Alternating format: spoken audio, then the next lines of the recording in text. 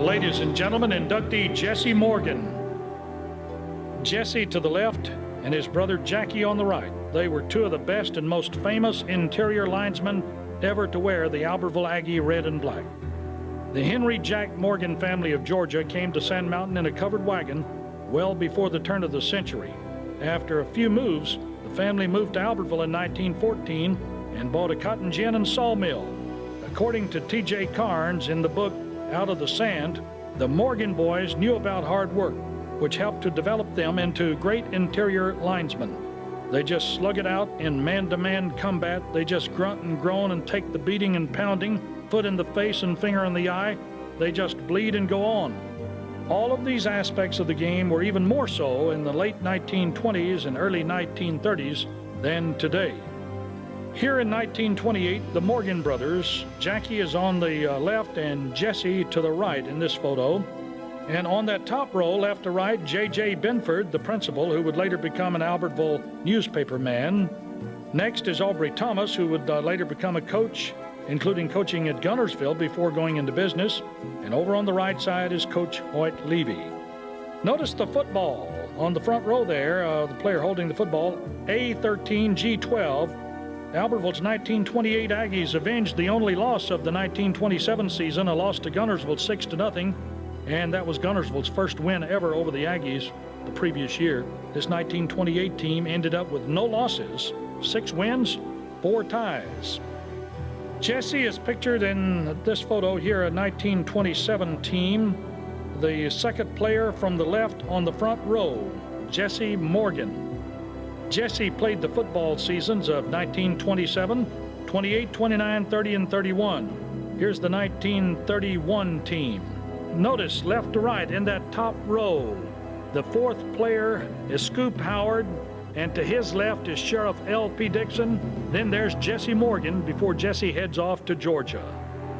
And this is Jesse as a freshman at Georgia in 1933 from the Georgia Yearbook 1933.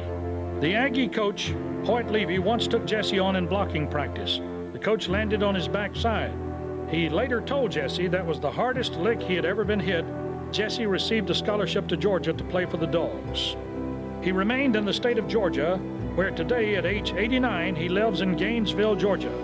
During Jesse's 5 years on the Aggie squad, they lost a total of 5 ball games, an average of only 1 loss a year. Ladies and gentlemen, inductee Jesse Morgan.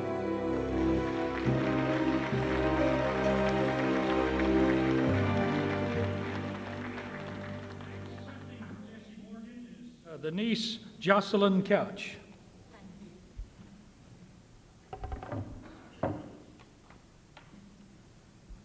It is an honor for me to accept this award on behalf of my Uncle Jesse. He's normally known as Jess to the family. He and his brother Jackie, who were just older, were proud to be Aggies. They both went on to be named All-State and awarded college scholarships for football. Jesse played for the University of Alabama. At the time Jesse and his older brother Jackie played, they had many extracurricular activities than it does today. At Albertville High School, which was the agricultural school at that time in an agricultural community, there were crops to be planted. Given a bag of seed, when all the seeds were planted, only then could football practice commence. So to speed up the process, they poured most of the bag of turnips down the drain. It wasn't their fault that the school didn't have a sophisticated sewer system, and there was a great crop of turnips around the school. Another instance, when the team went away for a game, they got a trophy that some other people, they thought they deserved and the other team thought they deserved. Well, the other team objected, and of course they could have come and got the trophy if they chose to, but they didn't. It was displayed in AHS halls. In those days, there were no computer records of how many years a guy played, so it was not uncommon for them not to receive their graduation certificate until after the football season of that 5th year.